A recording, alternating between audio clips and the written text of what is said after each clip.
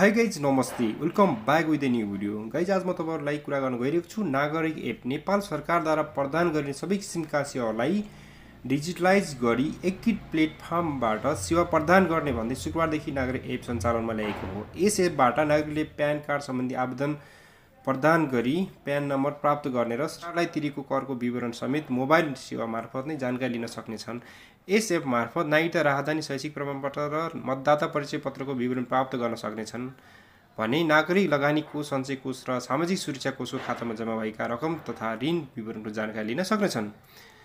त्योका कारणले गर्दा गाइज यस एपलाई चाहिँ कसरी चाहिँ युज गर्ने त भन्ने विषयमा कुरा गर्दैछु। त्योभन्दा पहिला चाहिँ यस भिडियोलाई चाहिँ लाइक भने अवश्य गरिदिनु होला र यस च्यानलमा यस भिडियोबाट नयाँ हेर्दिन्छु भने रेड कलरको सब्स्क्राइब बटनलाई थिचेर सब्स्क्राइब गरी छेउमा रहेको बेल नदबाएर अलमा सेलेक्ट गर्नु होला ताकि यस्तै नयाँ भिडियोको नोटिफिकेसन सबैजना पाउन सक्नुहुन्छ। Let's get started on screen. Guys मोबाइलको प्ले स्टोरमा जानु होला। मोबाइलको प्ले स्टोरमा गइसकेपछि यसमा चाहिँ तपाईले चाहिँ टाइप गर्न सक्नुहुनेछ नागरिक एप चाहिँ टाइप गर्नु होला। नागरिक एप टाइप गरिसकेपछि तपाईले यसमा चाहिँ फर्स्टमा दिएको छ नागरिक एप बिटा, यसलाई चाहिँ जस्ट क्लिक गर्नु होला। देन तपाईले चाहिँ यसलाई चाहिँ यस्तो किसिमको इन्टरफेस देख्न सक्नुहुन्छ। देन यसलाई चाहिँ इन गर्नु होला, एकछिन वेट गर्नु होला। इन्स्टल गरिसकेपछि देन यसलाई ओपन गर्नु होला। ओपन गरिसकेपछि यस्तो किसिमको इन्टरफेस आउनेछ। देन तपाईले चाहिँ यसलाई चाहिँ कुन ल्याङ्ग्वेजमा सेलेक्ट गर्ने ल्याङ्ग्वेज चाहिँ चुज गर्नु होला। देन मैले यसमा नेपाली चुज गरेँ। देन अगाडि बढाउनुहोस्। त्यसपछि तपाईले नागरिकता विवरणमा क्लिक गर्नु होला। देन अर्कोमा टच गर्नु होला। स्थायी लेखा प्यान नम्बर विवरण, देन अर्को टच गर्नु होला। सञ्चय कोष विवरण, त्यसपछि लगानी कोष अन्य सेवाहरू, देन एप सुरु गर्नुहोस् मा टच गर्नु होला। मोबाइल नम्बर राख्नु होला यसमा होला।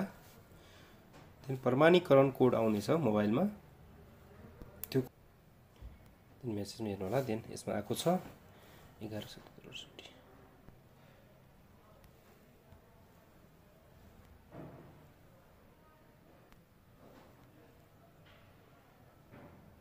अगाडि बढाउनुहोस् मा टच गर्नु होला। देन यसमा चाहिँ तपाईको चाहिँ परिचय पत्र प्रकार छनौट गर्नुहोस्। तपाईले चाहिँ कुन छनौट गर्नुहोस्, राहदानी, नागरिकता, मतदाता परिचय पत्र कुन छनौट गर्न चाहनुहुन्छ त्यो छनौट गर्नु होला। म नागरिकता छनौट गरेँ। त्यसपछि यसमा चाहिँ नागरिकता नम्बर चाहिँ टाइप गर्नु होला।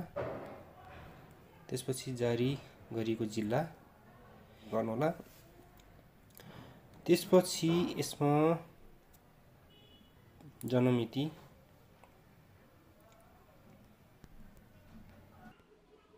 सरी गाइज म पर्सनल प्राइभेसी कारण मैले हाइड गरेको छु, अन्यथा नलिनु होला।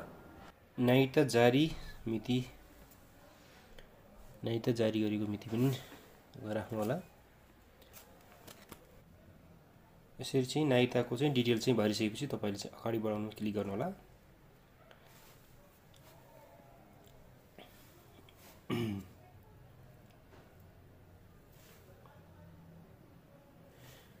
त्यसपछि तपाईको यसरी चाहिँ चेक गर्नु होला। यसरी तपाईको यसमा चाहिँ फादरको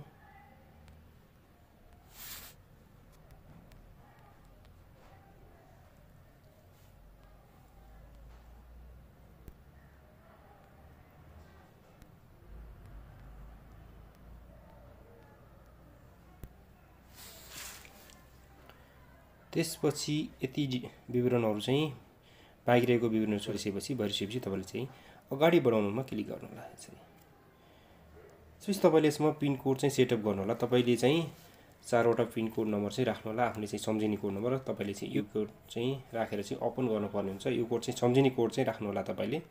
मैले चाहिँ राखेँ। त्यहाँ अगाडि बढाउनुहोस् मा क्लिक गर्नुहोस्।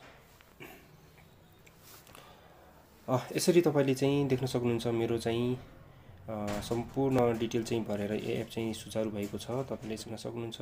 यसरी तपाईले चाहिँ आफ्नो चाहिँ नागरिक एप युज गरेर सम्पूर्ण डिटेलहरु तपाईले भर्न सक्नुहुन्छ।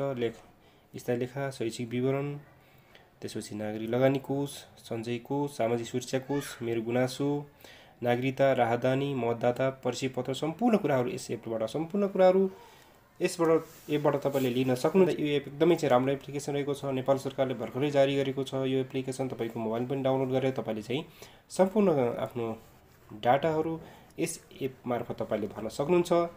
सो गाइस, भिडियो कस्तो लाग्यो? भिडियो मन परेमा लाइक गर्ने अवश्य गरिदिनु होला र यस च्यानलले सब्स्क्राइब गर्नुभएको छैन भने रेड कलरको सब्स्क्राइब बटनलाई थिचेर सब्स्क्राइब गरी छेउमा रहेको बेल आइकन दबाएर अलमा सेलेक्ट गर्नु होला ताकि नयाँ भिडियोको नोटिफिकेसन सबैभन्दा पहिला तपाईले पाउन सक्नुहुन्छ।